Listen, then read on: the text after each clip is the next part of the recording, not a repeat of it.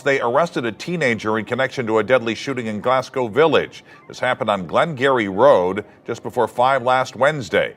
St. Louis County Police say they found a man dead in a home. A 15-year-old suspect is now facing second-degree murder charges. Fam, let's get real for a sec. This video isn't just another story, it's a wake-up call to look at ourselves and what's really going on out here. When we were growing up, most of us can admit we said slick things under our breath thinking we were grown. You know that look your parent gave when they heard you mumble something you shouldn't have said? Yeah, that one. We'd get bold for a second when things didn't go our way, but deep down we knew better. This holiday season. Which one of your favorite? Exciting Which gifts. one of your favorite place, please? No. Which one of your favorite place? Yeah. Ready to go? You gonna dance? You gotta dance. Most of us never even imagined taking it further than that, because no matter how mad we got, there were lines we just didn't cross. Back then, even with our wild thoughts and undeveloped minds, none of us would have ever gone as far as to hurt our parents. Never. Some might have had heated thoughts in the moment, sure, but actually doing something like that was unthinkable. You gonna dance? You gonna dance to go? All right. But just days ago, something shocking happened in St. Louis. A 15-year-old actually went through with those dark thoughts. He took his own father's life. And here's what makes it even more heartbreaking. It happened less than a month after that same dad had thrown him a surprise birthday party. It's chilling to even say out loud, but this story shows just how fast love can turn into tragedy. And here's where it gets even deeper. The dad hadn't even been back home for a full year. He had just come home after serving 5 years on a case we'll get into later. Hey, Daddy, I got something for you. You know what I'm saying? That's what it is. Y'all see my son, man. You heard me? Talk your shit. You can talk your shit in this bitch, gang. You heard me? What you trying to do? But after digging into this story, watching old live streams, checking posts, and even clips from that surprise birthday party, something stood out big time. The son's whole vibe seemed off. His body language, his tone, even the things he posted online. From what I found, it's hard to ignore that he was holding some serious resentment toward his dad. You could feel that tension, like there was something boiling under the surface long before this tragedy ever happened. So let's break this down for a second. The kid was 14, just turned 15, and his dad had been locked up for 5 long years. That means from age 9 to 14, he grew up without his father around. 30 minutes, St. Louis County Police investigating a deadly shooting in North County. Officers were called to a home on Glengarry Road in Glasgow Village just before 5 tonight. They found a man shot to death. Police are asking anyone with information to call Crime Stoppers. That kind of gap can hit hard for any young teen trying to figure life out. But still, that's no excuse. Plenty of people grew up without their dads physically there, and they didn't go down this kind of road. Before we get any deeper and pay our respects, let me make this clear. I'm not here to twist the story or push an angle. I'm just laying out the facts exactly how they are. Nothing more, nothing less. So don't forget to like, comment, and subscribe, because what's coming next is wild. Now let's get straight into it. Meet Jonathan Brown, better known as Genre, from St. Louis. He was a father of 2 boys trying to rebuild his life after being away. His oldest, the 15-year-old we're talking about, was the one involved in this heartbreaking case. Back in 2019, Jonathan's life took a turn when he got arrested after running a stop sign and then trying to flee from the police. According to the indictment from March 2019, things escalated fast, and that one decision ended up changing everything. Let me see. Hey, turn around, Fat Daddy. Okay. Go on in, Fat Daddy. Now leave your glasses on. Go ahead. I can't see. Yes, you can. Shut up.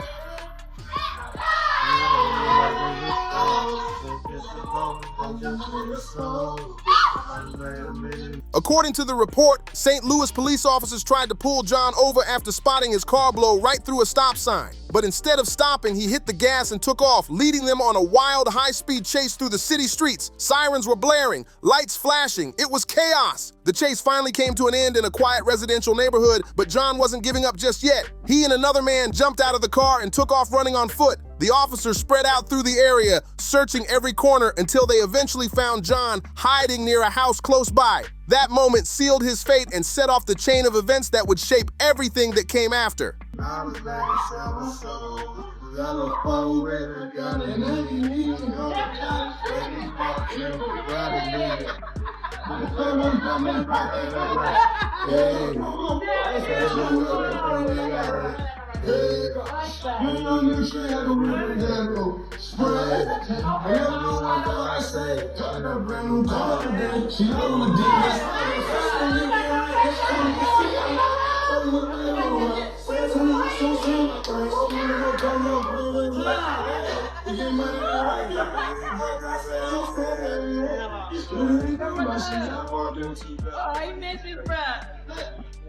As John was sprinting away, a witness spotted him tossing something into a trash can. It didn't look good. When officers checked the can, they pulled out a firearm that he had tried to ditch during the chase. That one move added even more heat to his situation. Turns out, this wasn't John's first run-in with the law. Back in 2013, he had already caught a felony for resisting arrest in Missouri. So when police found that gun, it became a serious problem since he was already a convicted felon. Just having that weapon on him broke the law. John ended up pleading guilty to unlawful possession of a firearm, and that decision locked in the next chapter of his story. When it came time for sentencing, the district court laid everything out. They set John's base offense level at 20 under the federal sentencing guidelines, a serious mark that meant real time behind bars. The court's decision was based on their finding that his past conviction for resisting arrest, which involved using or threatening force, counted as a crime of violence. With that on record, the judge did the math. John's total offense level was locked at 20, and with his criminal history stacked up, his guideline range landed between 70 and 80 months in prison. That's nearly 7 years. The courtroom was tense as the reality hit. His choices had finally caught up to him, and there was no talking his way out of it this time. So after all that, John ended up serving 5 years before finally coming home in early 2025. You can imagine how much had changed by then, especially for his oldest son.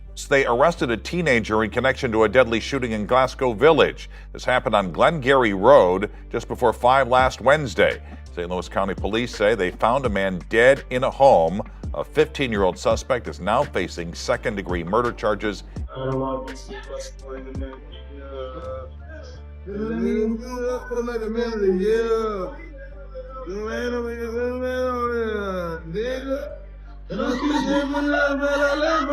Nigga, with all this money I can do what I want, baby, that easy. With all this money I can call up my blood, I'll switch up, I'll do all the week, for some blood. Hey, shoot, I wish I would have shoot all the bitch. Hey, shoot, we got this business, right up like this, you heard things in the valley, hey, I'm from the system, hey,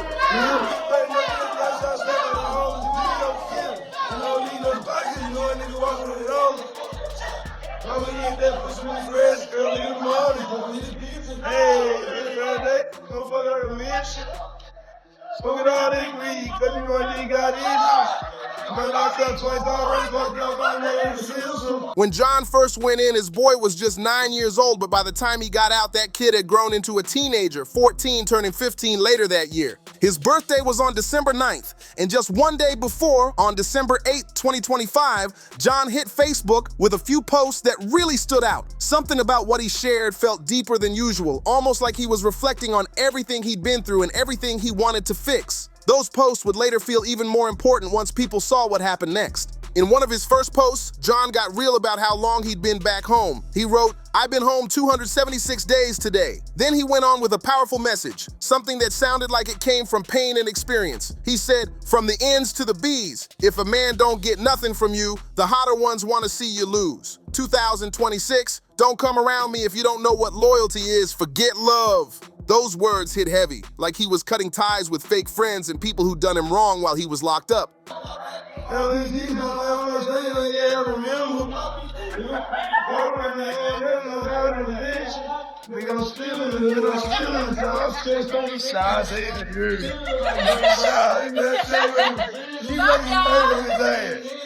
Making it rain on his ass.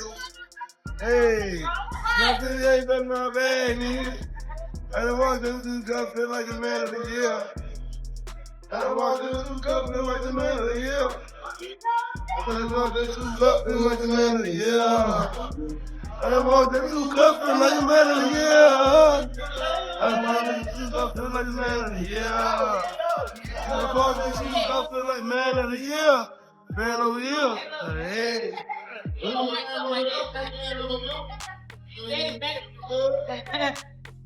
Man. He's shot. He's shot. You said it's all what on that pizza? Pork. I got ham. Pork. What about beef? That's beef. I got beef. Play that other shit. What's that other shit? Let me see. Hey, Daddy, what's up, gang? Pop your shit, gang. Come on, I got some studio in here. Come here, I got something for you. I got a gift for you. Come here. Fat Daddy, yeah, I'm live. Come here, Fat Daddy. Fat Daddy, I got something for you. Come here. Let's come here. Over a quarter pound of beef and beer cheese on a breast. Come here, Fat Daddy, I got something for you. You know what I'm saying? That's what it is, y'all. See my son, man. You heard me? Talk your shit. You can talk your shit in this bitch, gang. You heard me? What you trying to do? I talk that shit in this bitch, gang. Talk your shit in this bitch, gang. Who am I live right there? You heard me? How you going?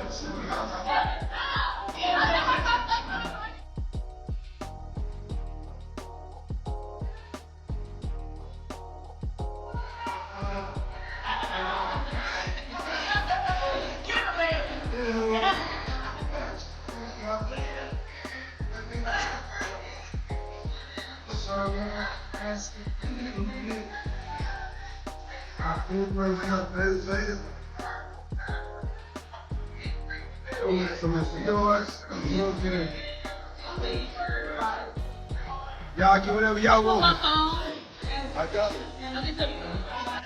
Hold on. This is on like big. Ain't nobody gonna steal it? Hold on. Oh my God, why this no steal? Melons be some good as hell. I don't care about no melons.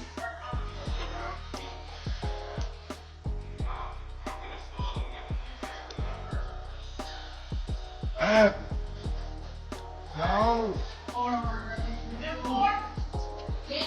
You got some pork, some not. No, it's not. Might be. You know what I mean? Right there, you wanna know? I was learning you a boy.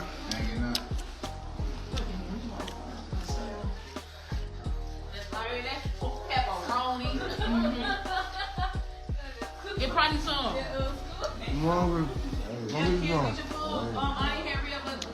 Come we can sing happy birthday. We don't like the cameras to sing happy birthday. Hey, did you know you can save 20%? And right after that post, he shared something more personal. He said, "My son finna be 15 tomorrow." That line stood out. It showed that no matter what else was going on, he was thinking about his boy and trying to be part of his life again. John also made another post that showed a softer, more grateful side of him. He wrote, "Thank you, Lord, for letting me be with my son next year. Big 16, it's going down." You could feel the excitement in those words, like a dad who was proud just to be home and part of his kid's life again. Not long after, I noticed he was working as a local barber. He even posted photos of his son at the shop where he worked, showing that father-son bond coming back together. Then, on December 15th, 2025, he went online again to celebrate his boy, writing, "Y'all wish my son a happy birthday. Happy birthday, son, you big 15 now." You could tell he was trying to make up for lost time, celebrating every moment he could with his son. John also dropped another post that really showed how much he cared about his son. He wrote, "Daddy love you, man. You need to grow up and stop being shy. Love you. Doing all that crazy talking like I don't do nothing for my boy. I give the world to my little boys." Those words said it all. He was trying to remind everyone, especially his son, that he was there, that he loved him, and that he was doing his best to make things right. That line, "doing all that crazy talking like I don't do nothing for my boy," spoke volumes. It hinted that there had been tension or talk between them, maybe even frustration about how things were being seen or said. And that connects directly to his son's attitude during the surprise birthday party. The photo taken from that moment says a lot, so check it out. From the looks of that video, it was clear something wasn't right. Something felt off. You could see it in the son's body language, the way he looked, the silence between them. John seemed to notice too, but he brushed it off, trying to keep things positive. Like most parents, he probably thought his teen just had something on his mind or was going through a phase. But deep down, you could sense there was more to it. Maybe some built-up tension or hidden resentment toward his dad that hadn't been talked out yet. Still, despite whatever was going on, John showed up for his son. He put his heart into that birthday moment, trying to make things feel normal again, even when the energy said otherwise. But just a few weeks later, tragedy struck. On January 7th, 2026, in North St. Louis County, police responded to a call around 5 p.m. in the 1800 block of Glengarry Road. What started as a report of a suspicious death quickly turned heartbreaking. When officers arrived, they found 34-year-old Jonathan Brown unresponsive from a gunshot wound. The news spread fast across the community. People were in shock. Just weeks earlier, he'd been celebrating his son's birthday. And now this. It was a painful moment for everyone who knew him. Rest in peace to Jonathan Brown, and sincere condolences to his family and those who loved him. Less than a week after the tragedy, the case took a shocking turn. On January 12th, 2026, St. Louis County Police announced they had made an arrest connected to Jonathan Brown's death. But what stunned everyone wasn't that someone had been caught, it was who the suspect turned out to be. The person taken into custody was none other than John's own 15-year-old son. The same boy he had just celebrated weeks before was now being held in connection with his father's death. Authorities confirmed he was facing serious charges, including second-degree murder and armed criminal action. Because of his age, he was placed in custody at the St. Louis County Family Court. It was a heartbreaking twist no one could have ever imagined. A father and son story that ended in pure tragedy. Right now, there aren't many more details available since the investigation is still active. All we can do is stick to the facts that have been confirmed so far. Until more information is released, it's important not to rush to judgment or make assumptions about what really happened. What we do know, though, is that this entire situation is deeply tragic.